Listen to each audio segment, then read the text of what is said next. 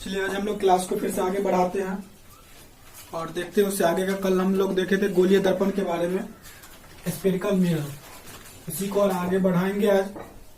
सबसे पहले देखते हैं स्फेरिकल मिरर। ये हो गया स्फेरिकल मिरर। इसके बारे में कुछ बातें हम चर्चा भी किए थे, जिसको हिंदी में क्या बोलते हैं, गोलीय दर्पण। गोलीय दर्पण। चलिए इसके बारे में हम देखते हैं गोलीय दर्पण के बारे में, किसको क्या बोलते हैं, इनके क्या प्रॉपर्टी हैं, इनके क्या विशेषता है, इनसे इमेज कैसे बनती है, और इनके बारे में सब कुछ हम बातें को डिटेल से देखते हैं। गोलीय दर्पण, जैसे कि ये नाम से ही ये स्पष्ट है, ये दो शब्दों से मिलकर बना है। जैसे यहाँ पे देख रहे होंगे आप, नाम से ही है गोलीय और दर्पण। गोलीय और दर्पण, देखिए दो चीजों से मिलकर बना है, गोलीय और एक दर्पण से। एक हो जाएगा गोलीय और एक हो जाएगा दर्पण, अर्थात ऐसा दर्पण जो कि गोला हो। कैसा दर्पण? एक ऐसा दर्पण जो कि गोले आकार का हो। इसका डिफिनीशन यहीं से निकलता है, ऐसा दर्पण जिनका भाग जो है प्रावर्तक सतह जो होता है, रिफ्लेक्टिंग सरफेस जो है खोखले गोले का भाग हो, उसको हम क्या बोलेंगे, गोलीय दर्पण। ऐसा दर्पण जिनका प्रावर्तक सतह जो होता है, जिनका रिफ्लेक्टिंग सरफेस जो होता है, एक खोखले गोले का एक भाग होता है, एक पार्ट होता है, उसको बोलते हैं गोलीय दर्पण। इसका फिगर ऐसे हो जाएगा, पूरा एक गोला हो गया, ये हो गया गोलीय दर्पण हो गया। इसको अगर गोलीय दर्पण होता है क्योंकि गोला भी है और दर्पण है, रिफ्लेक्टिंग सरफेस। अगर इसी को हम बीच से काट देते हैं, दो दर्पणों में, दो मिररों में क्या हो जाता है, डिवाइड हो जाता है। एक मिरर तो ये ऐसे आ गया है और एक मिरर ऐसे आ जाता है। एक ये हो गया ये भाग, ये इधर से अगर पेंट कर देते हैं तो प्रावर्तिक सतह ये हो जाता है, रिफ्लेक्टिंग सरफेस ये हो जाता है। और इसमें अगर हम इधर से कर देते हैं, पेंट कर देते हैं, कलई कर देते हैं, तो इसका रिफ्लेक्टिंग सरफेस ये हो जाएगा। जैसे ये हो गया इसका, तो ये देखिए, इसको अब हम ये करना है, जो कौन है इसमें उत्तल दर्पण है और कौन अवतल दर्पण है, कौन कनकेव मिरर है और कौन कन्वेक्स मिरर है। इसी बात को हमको अब देखना है और अच्छे से, और आगे में डिटेल की ओर जाना है।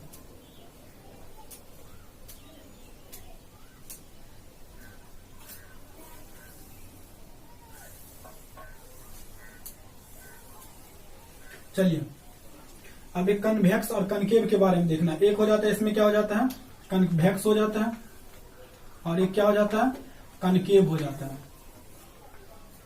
एक कन्वेक्स मिरर हो जाते हैं और एक कन्वेक्स मिरर हो जाते हैं। कन्वेक्स मिरर को जो है, कन्वेक्स मिरर को हम उत्तल दर्पण बोलते हैं। क्या बोलते हैं?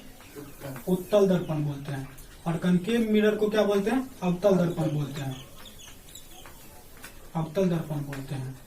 कन्वेक्स मिरर को उत्तल दर्पण बोलते हैं, जबकि कनकेव मिरर को अवतल दर्पण बोलते हैं। यही एक गोला है, इसी गोला को हम दो भागों में काटे हैं, दो भागों में डिवाइड किए हैं। एक ये पार्ट आ गया, ये वाला पार्ट आ गया, ये ए हो गया और ये बी हो गया। यहाँ पे दो फिगर बनता है ना, अगर इसी को सटाएंगे तो गोला बन जाएगा। इसी गोला में दो पार्ट किए, एक ए हो गया और एक बी हो गया। लोग का ध्यान चाहेंगे, यहाँ पे यही समझने लायक है। अगर यहाँ से ये किया हुआ, ये डॉटेड लाइन है, तो ये पेंट किया हुआ है, इसका मतलब इधर से ये रिफ्लेक्टिंग सरफेस होगा। कुछ भी रिफ्लेक्टेड होगा तो किधर से होगा, ये इधर से होगा। और इसमें इधर से गोला किया है, तो कुछ भी रिफ्लेक्टेड होगा तो किधर से होगा, इधर से होगा, अंदर से होगा। अब देखिए, हमको यही पहचानना बहुत जरूरी हो जाता है, कौन कनकेव मिरर है और कौन कन्वेक्स मिरर है, कौन उत्तल दर्पण है और कौन अवतल दर्पण है। कल वाले वीडियो में भी बतलाए थे। ये जो है, देखिए इधर से इसका हमको रिफ्लेक्टिंग सरफेस देखना है। कौन सा सरफेस देखना है? रिफ्लेक्टिंग सरफेस देखना है। तो रिफ्लेक्टिंग सरफेस ये हुआ इसका बाहर वाला ना, इसका ये देखेंगे जो अगर कैसा है, उठा हुआ है ना, उठा हुआ, इधर से उठा हुआ है, इसलिए उसको हम क्या बोलेंगे, उत्तल। उत्तल दर्पण याद करने के लिए, अगर जो दर्पण का रिफ्लेक्टिंग सरफेस उठा हुआ हो उसको कौन सा बोलेंगे, उत्तल दर्पण बोलेंगे। दैट इज, इसको बोलेंगे कन्वेक्स मिरर। कौन बोलेंगे? Convex mirror. और जैसे ये पता चल गया तो ये तो कौन सा मिरर हो जाएगा, ये उत्तल हो गया, तो ये कौन सा हो जाएगा, अवतल। अवतल दर्पण। अवतल दर्पण। ये हो जाएंगे कनकेव मिरर। ये हो जाएगा कनकेव मिरर। यही दोनों मेन बातें हमको देखना है। ये कन्वेक्स हो जाएगा और ये कनकेव मिरर हो जाएगा। ठीक है सब कुछ। ये कनकेव मिरर, कन्वेक्स मिरर हो जाएगा और ये कनकेव मिरर हो जाएगा। इसी बातों को ध्यान देना है, जो उत्तल दर्पण कौन होता है और अवतल दर्पण क्या होता है। ये दोनों बात क्लियर है। ये दोनों बात जब भी क्लियर है तो आगे हम देखेंगे कि स्फेरिकल मिरर में कुछ टर्म्स होते हैं, वो जान लेंगे तो आगे जैसे इससे जो भी इमेज बनता है, इमेज दो टाइप्स के होते हैं, पहले बतला दिए हैं, एक रियल और एक वर्चुअल, एक वास्तविक और एक आभासी। इसमें अब देखेंगे जो इस मिरर से भी तो बन सकता है ना, इससे भी बन सकता है। इस सबको जानने के लिए कुछ अहम बातें होती है जिनको जानना हमें जरूरी होता है, बेहद जरूरी होता है। उसको चलिए आज हम इस वीडियो में उसी को डिटेल से देखते हैं। चलिए इसको, ये उत्तल और अवतल देख लिए, कन्वेक्स एंड कनकेव मिरर देख लिए। अब चलिए गोलीय दर्पण से कुछ इंपोर्टेंट टर्म्स होते हैं गोलीय दर्पण का, ये हमेशा आपको रटना नहीं है, इसको याद करना है। कभी कभी एग्जाम में ये भी पूछ देते हैं, 1-2 नंबर में पूछ देते हैं, इसके एक टर्म को पूछ देते हैं। चलिए इसको समझने के लिए सबसे पहले हम क्या बनाएंगे, एक गोला बनाएंगे। गोला बनाएंगे, उतना सीधा तो नहीं होगा पर गोला, ये गोला हो गया। मान लीजिए गोला हुआ, सबसे पहले एक सर्किल होता है, सर्किल होता है ना, यही गोला, या मान लीजिए इसको हम सर्किल लेते हैं, सर्किल पे इसको हम देखते जाएंगे, सर्किल के ही टाइप से इसको हम देखेंगे। किसी भी सर्किल में क्या होता है, एक बीच में इसको केंद्रक बोलते हैं, सेंटर बोलते हैं। इसको भी हम बोलेंगे, वही बोलेंगे, सेंटर बोलेंगे। क्या बोलेंगे, सेंटर बोलेंगे। जिसको हम किससे, इसको केंद्र बोलते हैं ना हिंदी में, हिंदी में केंद्र बोलते हैं, सेंटर बोलते हैं। इसको भी इसमें बोलेंगे, सेंटर ही बोलेंगे, लेकिन कौन, वक्रता केंद्र। कौन हो जाएगा ये, वक्रता केंद्र, ये हो जाएगा वक्रता केंद्र। और ये देखो बीच में ये क्या होता था, किसी भी सर्किल में डायमीटर होता था ना, डायमीटर। इसमें क्या जाएगा, हो जाएगा ये मुख्य अक्ष। क्या हो जाएगा ये, मुख्य अक्ष, मुख्य अक्ष, जिसको बोलते हैं प्रिंसिपल एक्सिस, प्रिंसिपल एक्सिस, मुख्य अक्ष हो जाएगा। ये तुम्हारा क्या हो गया था, वक्रता केंद्र, वक्रता केंद्र हो गया था ना, वक्रता केंद्र। चलो जिसको बोलते हैं वक्रता केंद्र, सेंटर हो जाएगा ये सेंटर हो गया।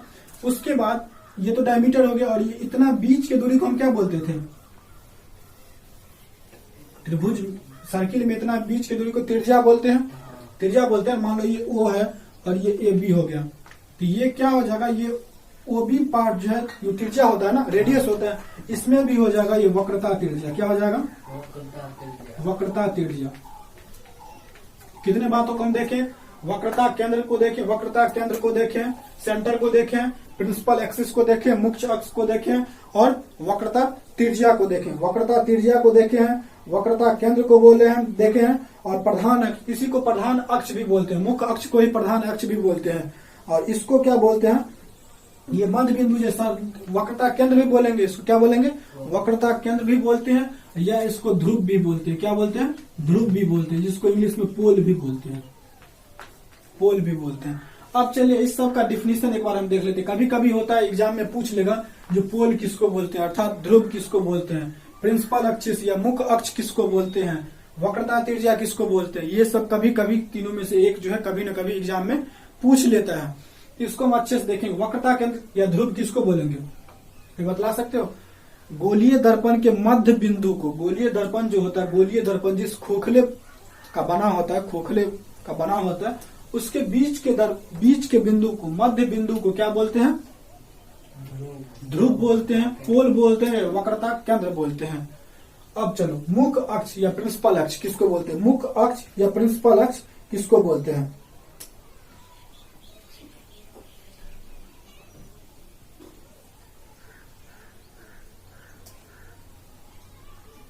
अब चलो वक्रता केंद्र हो गया, centre of curvature, centre of curvature इसको बोलते हैं। अब चलो त्रिज्या किसको बोलते हैं, और ये मुख्य अक्ष किसको बोलते हैं। गोलीय दर्पण जिस खोखले का भाग होता है, गोलीय दर्पण किसी खोखले का तो भाग है ना, ये तो गोलीय दर्पण तुम्हारा हो गया, ये spherical mirror, spherical mirror, spherical mirror हो गया ना, ये गोलीय दर्पण हो गया। ये गोलीय दर्पण जिस खोखले का भाग होता है, गोलीय दर्पण जिस खोखले का भाग होता है, उसके व्यास को, उसके डायमीटर को क्या बोलते हैं, प्रिंसिपल एक्सिस, प्रिंसिपल एक्सिस, मुख्य अक्ष क्या बोलते हैं, प्रिंसिपल एक्सिस या मुख्य अक्ष बोलते हैं। गोलीय दर्पण जिस खोखले का भाग होता है, गोलीय दर्पण जिस खोखले का भाग होता है, उसके व्यास को, उसके डायमीटर को क्या बोलते हैं, प्रिंसिपल एक्सिस। उसी तरह वक्रता त्रिज्या रेडियस कौन सा हो जाएगा, गोलीय दर्पण जिस खोखले गोले का भाग होता है, उसके त्रिज्या को हम क्या बोलेंगे, वक्रता त्रिज्या। ये चारों बात कंफर्म है या कोई दिक्कत है? वक्रता केंद्र किसको बोलेंगे? गोलीय दर्पण जिस खोखले का भाग होता है उसके मध्य बिंदु को हम क्या बोलेंगे, पोल बोलेंगे या वक्रता केंद्र बोलेंगे। गोलीय दर्पण जिस खोखले का भाग होता है, जिस खोखले का बना होता है उसके व्यास को हम क्या बोलते हैं, मुख्य अक्ष बोलते हैं या प्रिंसिपल एक्सिस बोलते हैं। उसके बाद गोलीय दर्पण के जो होते हैं त्रिज्या, गोलीय दर्पण जिस खोखले का बना होता है उस गोले के त्रिज्या को हम क्या बोलते हैं, वक्रता त्रिज्या बोलते हैं। ये तो स्फेरिकल मिरर हो गया। स्फेरिकल मिरर में और कोई दिक्कत है? नहीं। अब जो है हमको गोलीय दर्पण जो है स्फेरिकल मिरर, इसके फोकस को थोड़ा देखना है। और स्फेरिकल मिरर हो जाए तो फोकस तो देखेंगे ना, फोकस कौन होता है, फोकस दूरी कौन होता है और इसमें त्रिज्या कौन होगा, ये देखना है। पहले ये समझ में आ गया। चलो हम आगे देखते हैं, गोलीय दर्पण से रिलेटेड है। अब मेन टॉपिक तुम्हारा स्टार्ट हो रहा है यहाँ से भी। चलिए हमको क्या देखना है, फोकस किसको बोलते हैं। हम जो है अवतल दर्पण को लेकर चलते हैं। कौन सा दर्पण को लेकर चलेंगे? अवतल दर्पण को लेकर चलते हैं। कनकेव मिरर को लेकर चलते हैं, अवतल दर्पण को लेकर चलते हैं। चलिए ये अवतल दर्पण हो गया, ये अवतल दर्पण हो गया ना, अवतल दर्पण हो गया। यहां से हम क्या देखते हैं, फोकस, गोलीय दर्पण का फोकस, फोकस और फोकस दूरी। फोकस या फोकस दूरी देखते हैं किसका, गोलीय दर्पण का हम देखते हैं, गोलीय दर्पण का फोकस या फोकस दूरी। मान लो ये कौन सा दर्पण हो गया, अवतल दर्पण है ये, कनकेव मिरर, ये हो गया कनकेव मिरर जिसको हम क्या बोलते हैं, अवतल दर्पण, अवतल दर्पण। इसमें हम फोकस दूरी को देखें। अब ये तुमको बतला है किसी में क्या होगा, प्रिंसिपल एक्सिस हो गया, ये प्रिंसिपल एक्सिस हो गया ना। मान लो यही एक गोला होता तो ये तो प्रिंसिपल एक्सिस था ना, ये प्रिंसिपल एक्सिस हो गया। और यहाँ पे तो एक बीच में कोई पॉइंट होता, सेंटर, सेंटर होता ना। गोलीय दर्पण के एक भाग जो होता है इसको हम, ये जो होगा इसको हम पी बोलते हैं, पोल, इसी को बोलते हैं पोल, पोल बोलते हैं ना। मान लो अब जो ये समांतर जो किरण गुजर रहा है, एक किरण को हम गुजारे हैं, वक्रता ये प्रिंसिपल एक्सिस से लेके एक किरण को हम गुजारे हैं, एक रे को गुजारे हैं, एक रेखा को गुजारे हैं, एक लाइट को गुजारे हैं। ये तो किधरों से लौटेगा ना, जहां से लौटता है, ये जहां से लौटता है वो क्या कहलाता है, फोकस कहलाता है। देखो तो अच्छे से दिख रहा है सब कुछ, अच्छे से देखो, उसको हम क्या बोलते हैं, फोकस दूरी, फोकस दूरी को बोलते हैं। चलो अब हम इधर से भी देखते हो गया ना, ऊपर से दिया ना। मन में ये भी सवाल आ रहा होगा जो ऊपर से क्यों दिए हैं, नीचे से भी अगर हम समांतर देंगे तो कहीं ऐसे ही ये जाएगा, इसलिए फोकस हो गया। क्या हो गया, फोकस हो गया। तो फोकस समझ गया गोलीय दर्पण में कैसे होता है, अवतल दर्पण, इसी तरह उत्तल दर्पण में भी होगा फोकस। और पोल से लेके और फोकस के बीच की दूरी को क्या बोलते हैं, बीच की दूरी को फोकस दूरी, फोकल लेंथ, इंग्लिश में बोलते हैं फोकल लेंथ। ये हो जाएगा फोकल लेंथ, और जिसको फोकस दूरी बोलते हैं। और मिड पॉइंट को हम क्या बोलते हैं, इसको फोकस बोलते हैं। अगर अवतल दर्पण में या गोलीय दर्पण कोई भी गोलीय दर्पण, उसके प्रिंसिपल एक्सिस के समान, मुख्य एक्सिस के समांतर अगर एक रेखा को हम गुजारते हैं, एक लाइन को गुजारते हैं, परावर्तित होने के बाद प्रिंसिपल एक्सिस को, मेन एक्सिस को जहां पे मिलता है मेन एक्सिस पे, वो क्या कहलाता है, गोलीय दर्पण का फोकस कहलाता है। फोकस से लेके पोल के बीच की दूरी को हम क्या बोलते हैं,